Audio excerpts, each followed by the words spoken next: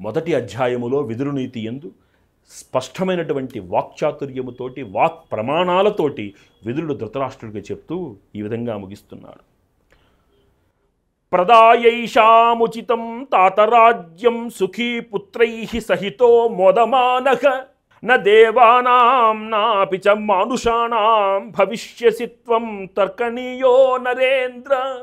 ఓ నరేంద్ర, ఓ తండ్రి వంటి వాడా, ఇప్పుడు నేను చెప్పినటువంటి ఈ సలక్షణ సంపూర్ణత, ఈ కులక్షణ విషయ సంగ్రహణము చేసి మంచివాళ్ళైనటువంటి పాండవులకి తగిన విధముగా రాజ్య సత్కారాన్ని ఇచ్చి నీ కొడుకులతో కలిసి ఆనందిస్తూ సుఖంగా ఉండవయ్యా.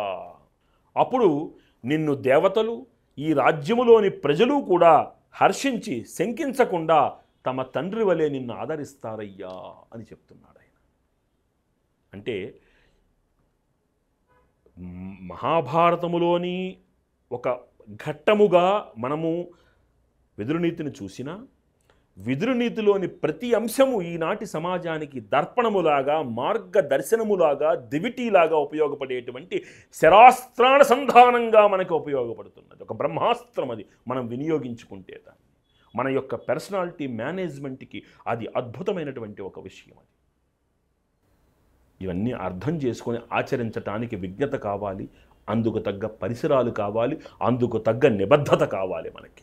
పాపాశంకీ పాపమేవానుపశ్యన్ పృచ్ఛామి త్వాం వ్యాకులేన ఆత్మనాహం కవే తన్మే బ్రూహి సర్వం యథావత్ మనీషితం సర్వమజాతశత్రోః.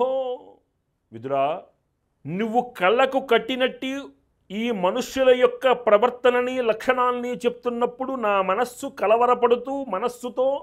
కలవరపెడుతున్న మనస్సుతో నిన్ను మనస్ఫూర్తిగా అడుగుతున్నాను. కాబట్టి అన్నీ తెలిసినటువంటి ఒక వ్యక్తిగా, అజాత శత్రువు ఎలాగైతే ఎదుటివారి యొక్క మంచిని కోరుకుంటాడో అలాగ నాకు అన్నీ చెప్పవయ్యా అన్నాడు. విదురుడు వెంటనే ఒక మాట అన్నాడు, నువ్వు అడిగావని నేను చెప్పకూడదు ధృతరాష్ట్ర, గుర్తుపెట్టుకో, నీవు రాజువి.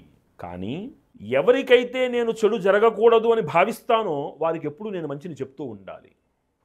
గుర్తుపెట్టుకోండి, ఇది మిత్రుడి లక్షణమై ఉండాలి.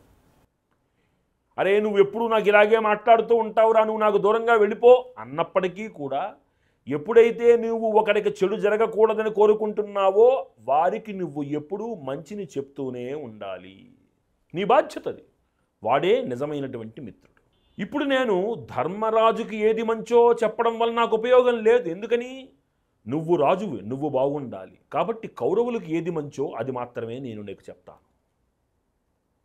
ఆ ధర్మబద్ధమైనటువంటి మాటను నీకు రుచించాయనుకో, నీవు ఆ విధంగా ఆచరించు అన్నాడు. కొన్ని పనులు ధర్మాన్ని అతిక్రమించటం వలన అతి సులువుగా నువ్వు వాటిని నీవు చేజిక్కించుకోవచ్చు. నీకు వెంటనే ఫలితము కూడా కనబడుతుంది. కానీ అలాంటి వాటి మీద నీ దృష్టిని పెడితే నీవు ఆ మార్గానికి అలవాటు పడిపోతావు, ఉపేక్ష అలవాటు పడిపోతుంది. కాబట్టి ధర్మాన్ని అతిక్రమించే ప్రయత్నం చెయ్యరాదు. చూసుకోండి, చాలా జాగ్రత్తగా గమనించండి. చిన్న ఉదాహరణ చెప్తాను.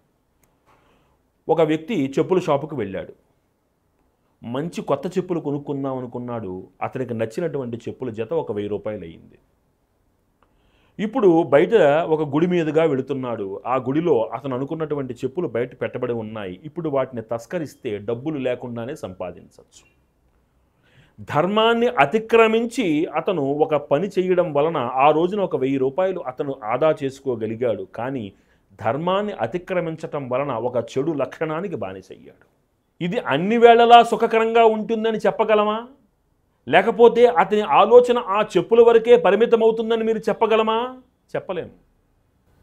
రేపొద్దున్న ఆశ అతన్ని వెంటాడి ఈ చెప్పుల నుంచి మరొక వస్తువు దాకా వెళుతుంది.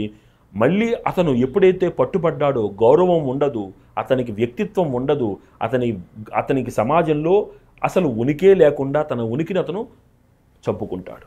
అంటే అర్థం ఏమిటి? తాత్కాలిక సుఖాన్ని కలిగించేటువంటి చెడు మార్గానికి ఎప్పుడూ మనం అలవాటు పడకుండా కష్టమైన ఓపికతో, సహనముతో మనిషి అనుకున్న దాన్ని సాధించేటువంటి ధర్మ మార్గములోనే వెళ్ళాలి. అదే పని ధర్మరాజు చేస్తున్నాడు. శతౌక్షౌహిణీ సేనాన్ని కలిగినటువంటి వాడిగా దర్పముతో దుర్యోధనుడున్నా తనకున్నటువంటి దానిలో సంతృప్తితో 5గురికి 5 ఊళ్ళు ఇచ్చినా చాలు, మేము మా రాజ్యాన్ని పరిపాలించుకుంటాము, మా ఉనికిని మేము నిలబెట్టుకుంటాము అనుకున్నాడే ధర్మరాజు తప్ప దుర్యోధనుడిలాగా అన్నీ తనకే కావాలని ఆ దుర్యోధనుడిని సమర్థించే ధృతరాష్ట్రుడిలాగా కుయుక్తులకి ఎప్పుడూ ధర్మరాజు వెళ్ళలేదు. ఇది మనం గమనించాలి. సంయమనాన్ని పాటించాడు, సహనాన్ని పాటించాడు, ధర్మాన్ని ఆచరించాడు, తన అన్నదమ్ముల్ని నియంత్రించాడు, ఆ అన్నదమ్ములు కూడా అన్నవాక్కుకి విలువనిచ్చారు. ఇది గొప్పతనం అక్కడ. అభ్యుత్థానం అధర్మస్య తదాత్మా